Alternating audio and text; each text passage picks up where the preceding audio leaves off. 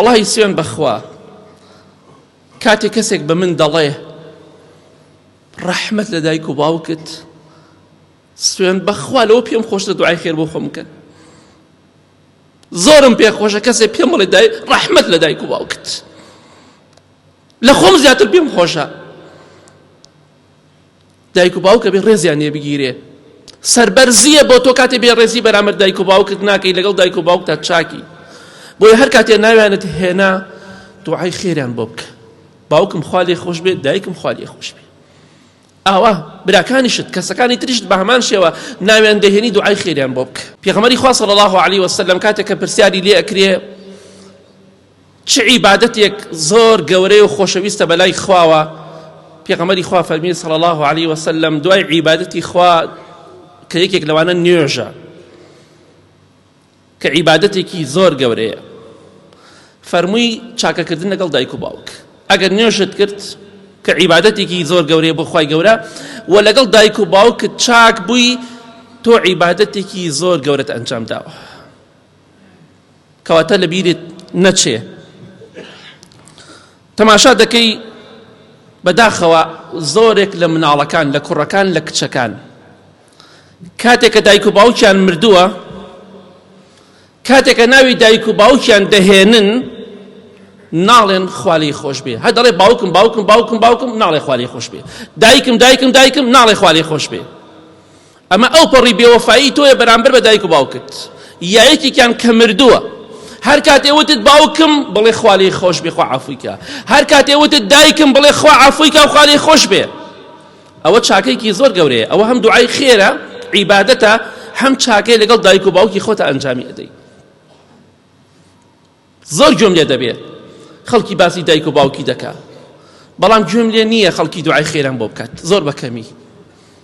وەڵاهی سوێن بەخوا کاتێک کەسێک بە من دەڵێ ڕەحمەت لە دایک و باوکت، سوێن بەخوا لەوە پێم خۆشتە دوعای خێر بۆ خۆم بکەن.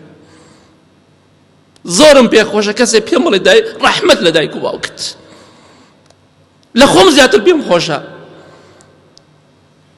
دایک و باوکە بێ ڕێزیان لێ بگیرێ، سەربەرزیە بۆ تۆ کاتێ بێ ڕێزی بەرامبەر دایک و باوکت ناکەی، لەگەڵ دایک و باوکتا چاکی. بۆیە هەر کاتێ ناویانت هێنا دوعای خێریان بۆ بکە.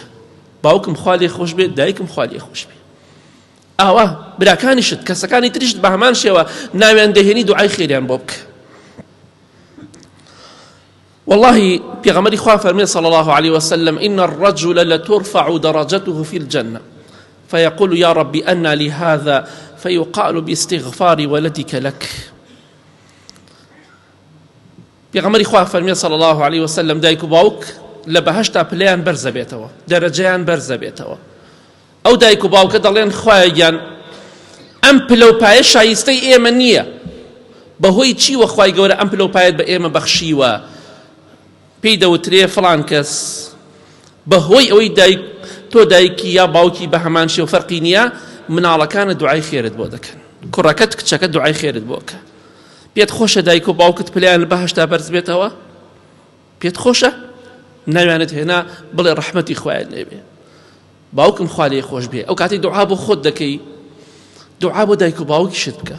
ڕەبی اغفر لي ولوالدي، خوایە لە خۆشم خۆش بی، لە دایک و باوکیشم خۆش بی. دوعا بۆ خۆتەکەی، دوعا بۆ دایک و باوک دەکەی، چاکە لەگەڵ دایک و باوک تا دەکەی، عیبادەتی خوا دەکەی کە دوعایە. بۆیە لە بیریان مەکە خوای گەورە پلۆپایان بەرز ئەکاتەوە بەهۆی دوعاکانی تۆوە، دەرەجەیان بەرز ئەبێتەوە. سوێن بەخوا هەتا زیاتر دوعا بکەی، زیاتر باوک و دایکت پلەیان لە بەهەشتا بەرزە بێتەوە. بۆیە لە بیریان مەکە دوعای خێران بۆ بکە بەردەوام لە نهێنیدا، لە هەموو کاتێکدا.